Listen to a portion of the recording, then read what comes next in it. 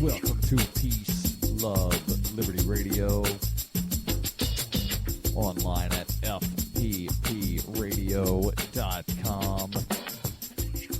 Well, I've got some interesting news today. You may or may not have already heard about the DEA agent, well, the guy that was a DEA agent that was involved in the investigation of the Silk Road. Well, he has now pled guilty to the charges that he was charged with. I'll get to that story, but I want to begin with something that I find to be very interesting, and that is open records request. FOIA request. That's Freedom of Information Act request.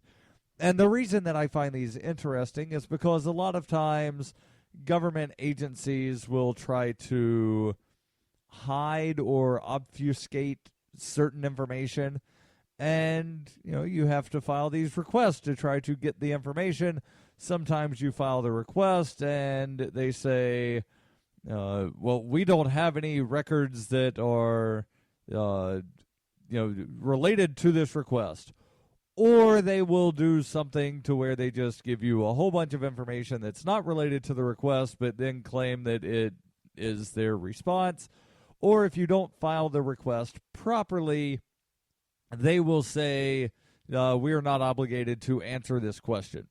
Because the way, and I'm not sure how it is in other states, but in New Hampshire, which is where I filed multiple Freedom of Information Act requests, you cannot ask an open-ended question. So you cannot ask the question, who is responsible for completing this document?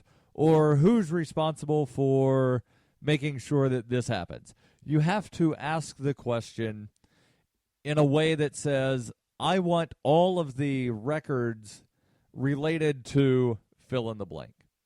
So, for instance, one of the things that I requested about a year and a half ago was from the New Hampshire Liquor Commission, where I was looking through their annual report that they put out, looking through this with a couple other people, and noticed that they had listed non-inventory assets of about $16 million.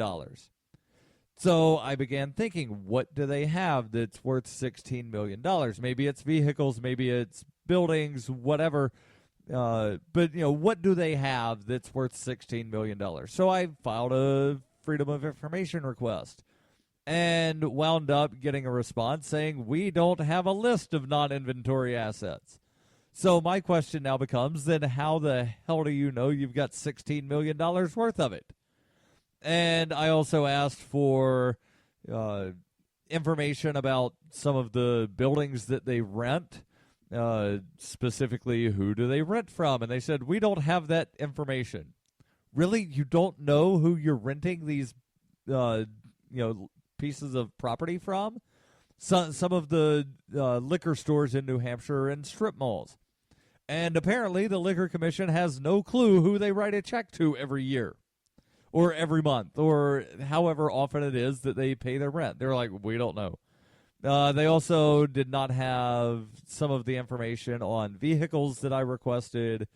They had the year, make, and model, but I don't think they had the license plate or the VIN numbers.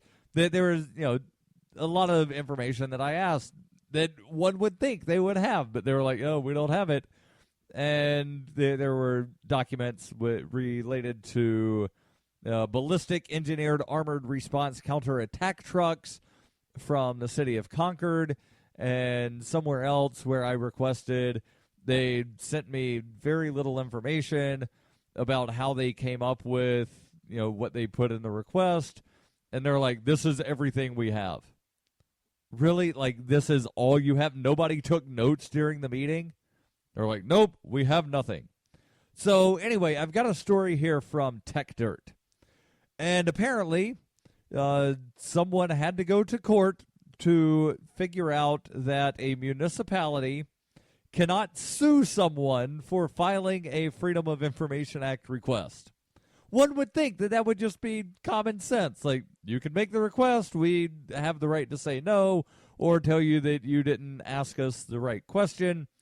But apparently in Hamilton Township, New Jersey, some government agent decided to sue somebody for filing a FOIA request. The article, again, comes from TechDirt, and it reads, "Open records request and lawsuits go hand in hand. Agencies obfuscate, stall, perform deliberately inadequate searches, and fail to respond in a timely manner. These actions frequently result in lawsuits, which are notably almost always filed by the requester. The Hamilton Township of New Jersey isn't like other government agencies. It's far more proactive." In March, a private citizen, and I don't know why they put this, but they're quoting someone from somewhere, and it says a private citizen named Harry Sheeler Jr. sent a request to Hamilton Township for surveillance footage of the town hall and police department buildings, making the request under the State Open Public Records Act, or OPRA, and the state common law right of access to public records. A few weeks later, instead of responding to the request, the township sued Sheeler and asked a local court for relief from any obligation to respond then or in the future. The township also asked for attorney's fees. As Jonathan Peters of the Columbia Journalism Review points out, this is not the first time this has happened, but it is incredibly rare and it almost always ends badly for the agency instigating the legal action.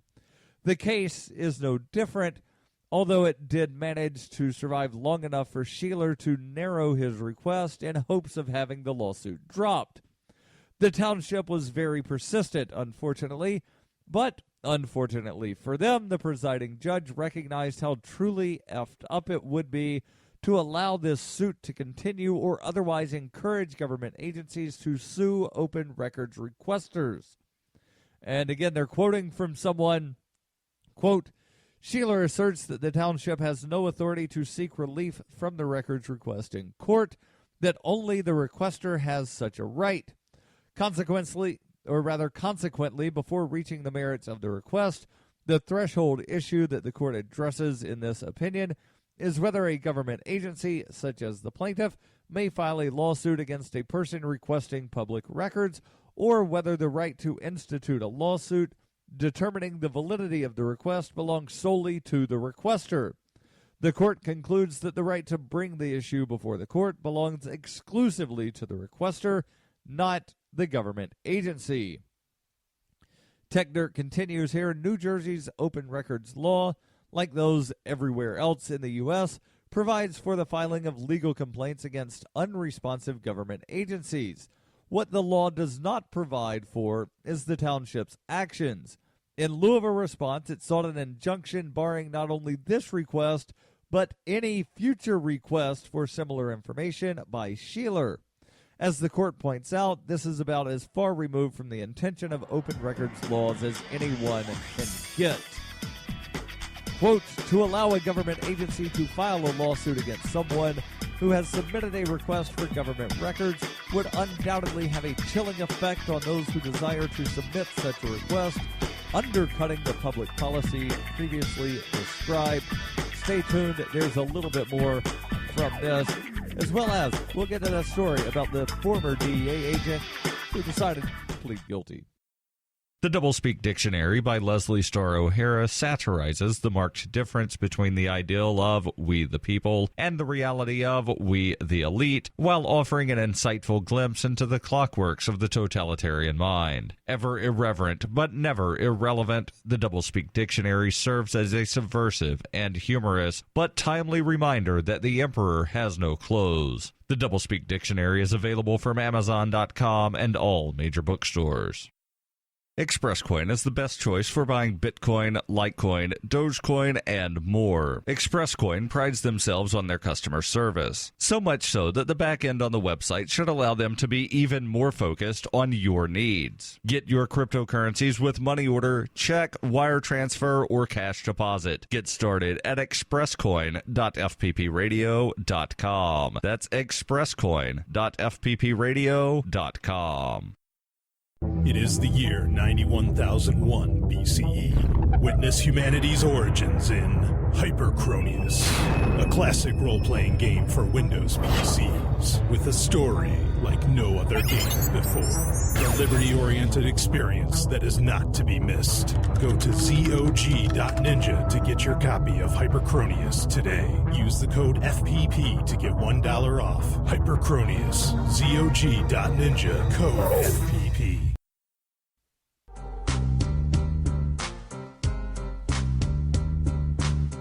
Welcome back to Peace, Love, Liberty Radio.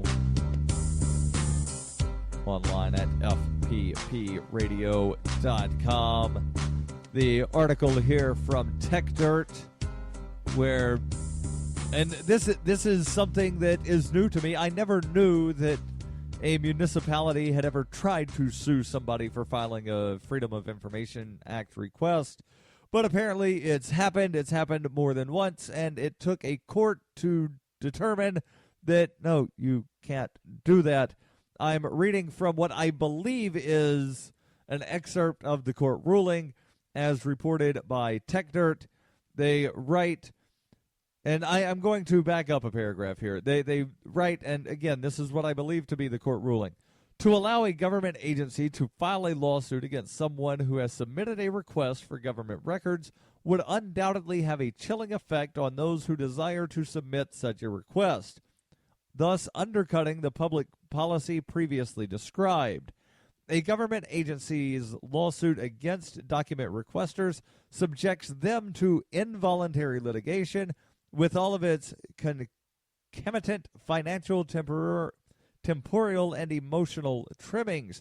A public policy that gives a government agency the right to sue a person who asks for a government document is the antithesis of the policy underlying the OPRA being the Open Public Records Act there in New Jersey. So it is the antithesis of the policy underlying both OPRA and the common law to provide citizens with the means of access to public information, to keep government activities open, and hold the government accountable.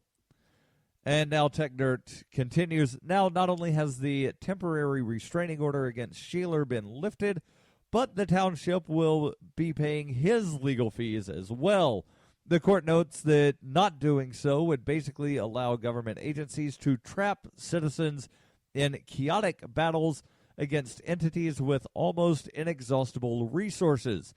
Because Sheeler was trapped by a lawsuit he did not initiate, and one that pertained to the government's obligation to turn over requested documents, the presiding judge reads the fee-shifting provision of the state's open records law as applicable to legal fees. To do otherwise, they write, the court points out, would be to reward the township for violating the open records law. And now this is something that's interesting, where they talk about an involuntary lawsuit. And that's something that has, to some extent, happened here in Keene with the so-called Robin Hooders. And it's something that I've not really talked about on this show, but it's made some pretty big headlines. And so what this suit is, and I'll just talk about it briefly before I get into the thing about the DEA agent, but the lawsuit, the city of Keene filed suit against 6 people, some of whom went out and did an activity called Robin Hooding. And that's where you go out and you put quarters, nickels, dimes, whatever. You put change in parking meters, and you hope to save people from parking tickets. And they filed 2 separate lawsuits. One was seeking injunctive relief.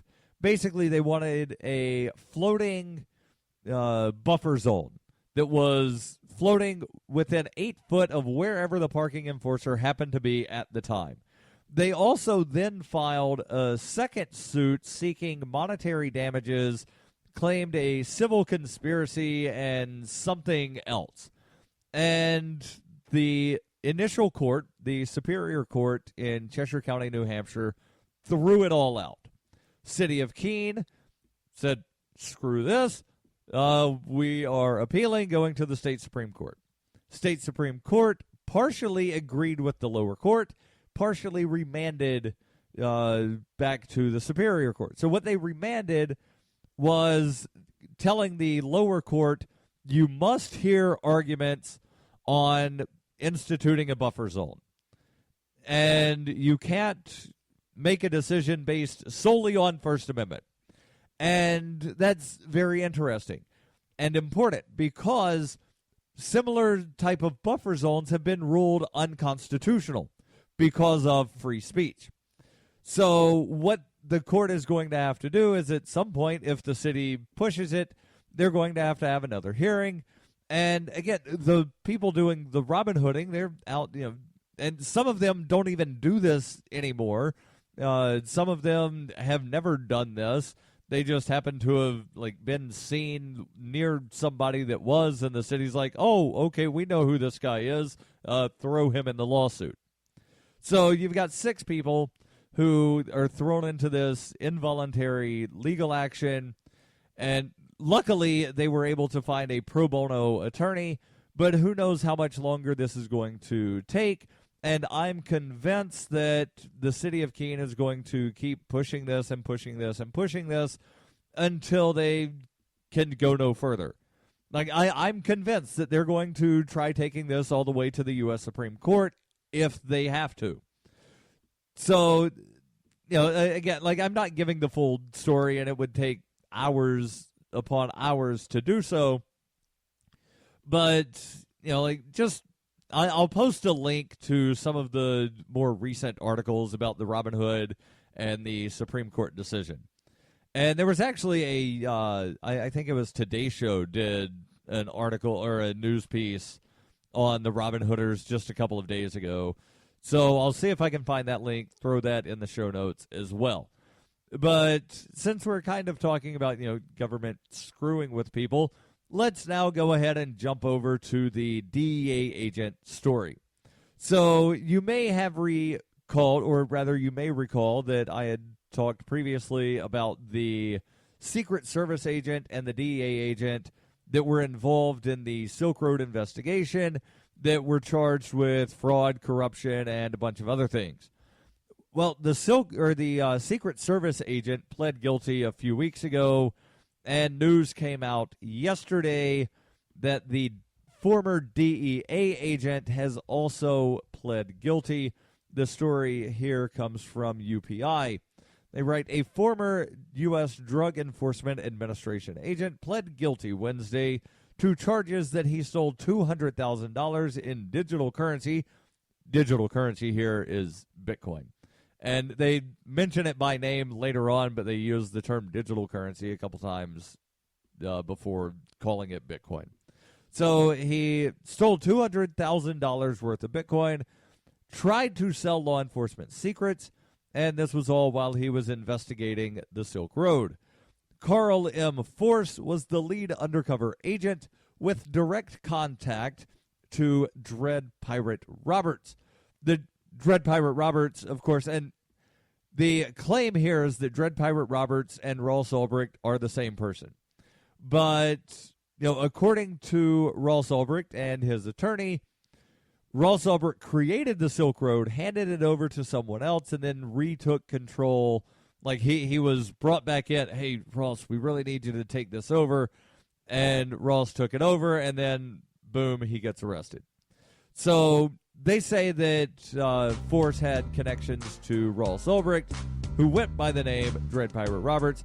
I'm just going to say that Force had connection with Dread Pirate Roberts, who may or may not have at that time actually been Ross Ulbricht. There's a lot more to this story, and we'll cover that when we come back on Peace, Love, Liberty Radio, online at fppradio.com.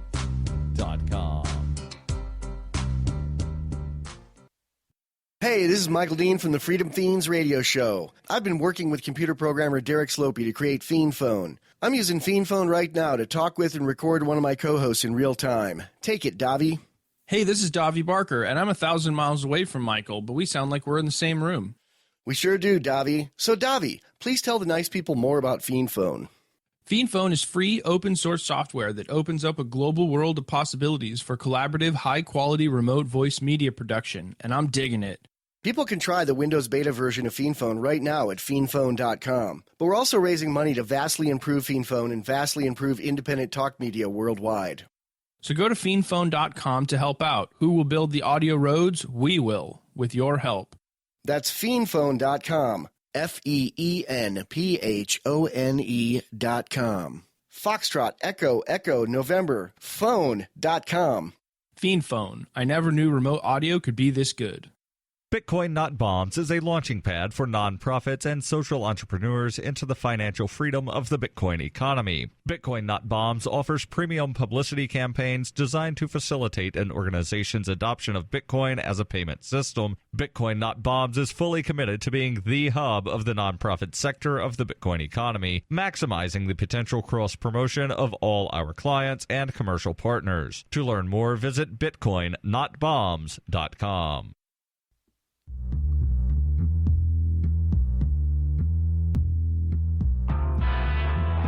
Welcome back to Peace, Love, Liberty Radio.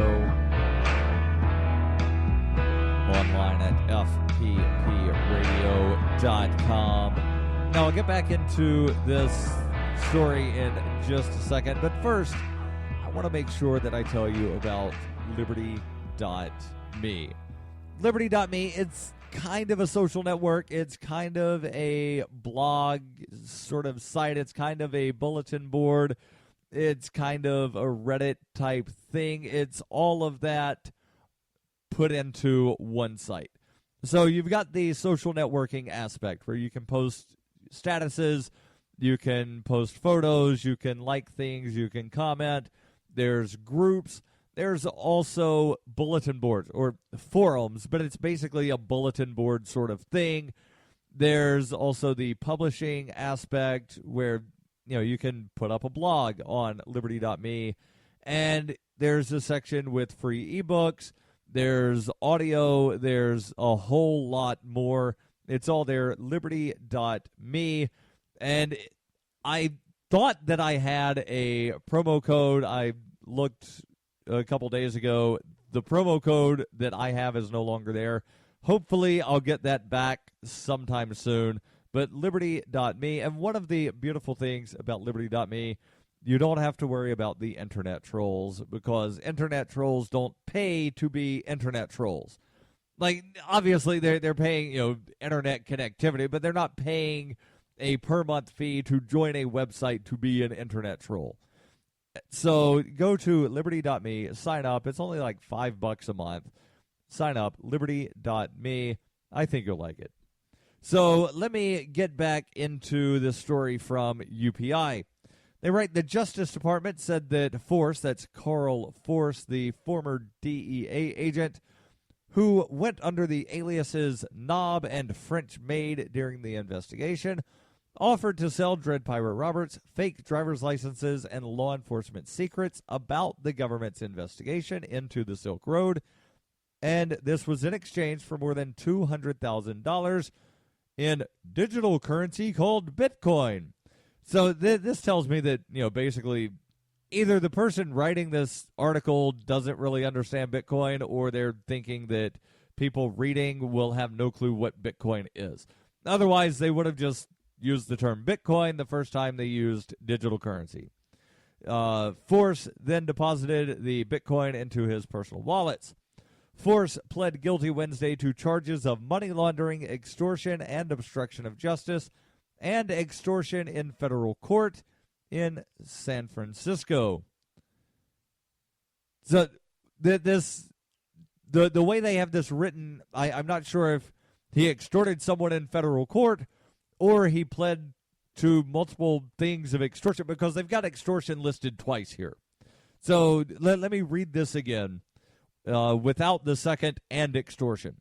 So he pled guilty to money laundering, extortion, and obstruction of justice in federal court in San Francisco, I think is what they're trying to say. But the way they have this extra and extortion, I don't think you can obstruct extortion.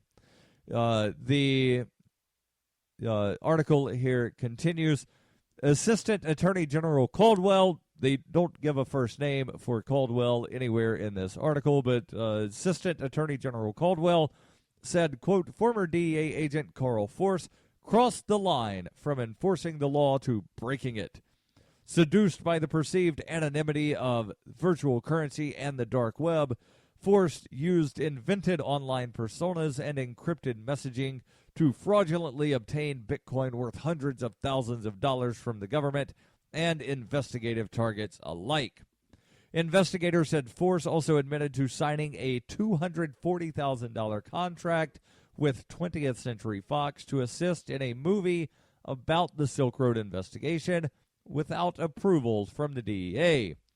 Force had been a DEA agent for 15 years, is one of two former federal agents charged with crimes in connection to the Silk Road investigation.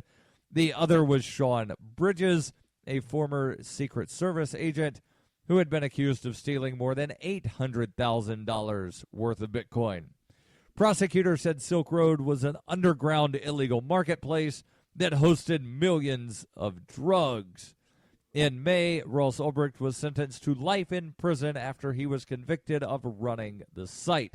Now, what they don't tell you in this article is that Ross Ulbricht's attorney was prohibited by both the court and by the prosecution from mentioning that two of the federal agents involved in the investigation were themselves under investigation for fraud and other things.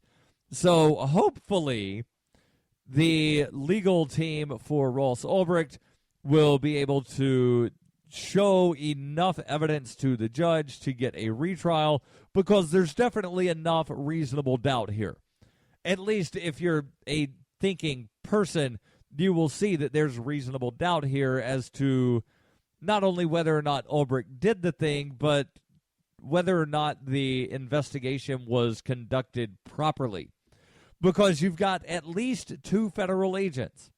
And I say at least two because it could come out that there are more that were involved, especially since these two both pled guilty. And generally, when you plead guilty, you're going to start singing like a bird to wind up getting an even better treatment than you would have gotten just by saying, yeah, I did it.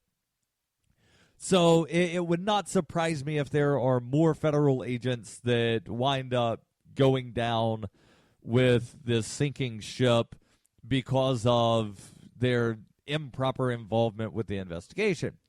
But there should at least be enough reasonable doubt as to whether or not the investigation was conducted fairly, especially since at least two agents, have admitted to wrongdoing during the investigation. Now, we also don't know, and probably will never know, how the federal government actually wound up finding the server that hosted the Silk Road. And the reason I say we might never know, even though there was some sort of affidavit that was filed with the court, the person that made that affidavit never testified in court, and the things that he wrote in the affidavit could not be challenged. So basically, when he said that a magical fairy, and this is not actually what he said, but this is my interpretation based on like the way computers work, and what he said he did could not have actually happened. So here's sort of like the more realistic fantasy version.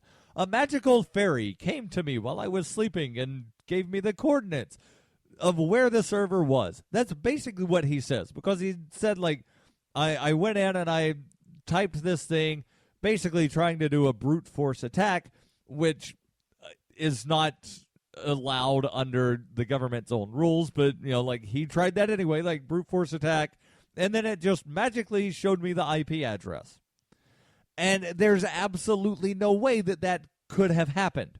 There is no way, not on this Earth at this time, not in the future. Like, it's just not possible. It might have well as been a magical fairy came to him while he was asleep and gave him the GPS coordinates, because it couldn't happen the way he said. But he can never be questioned, or at least he could not be. Maybe in a retrial he will be, but I doubt it. I'm hoping that this news winds up meaning that Ross gets a retrial, and if not completely let off, at least a lesser sentence. This is Beast Above Liberty Radio.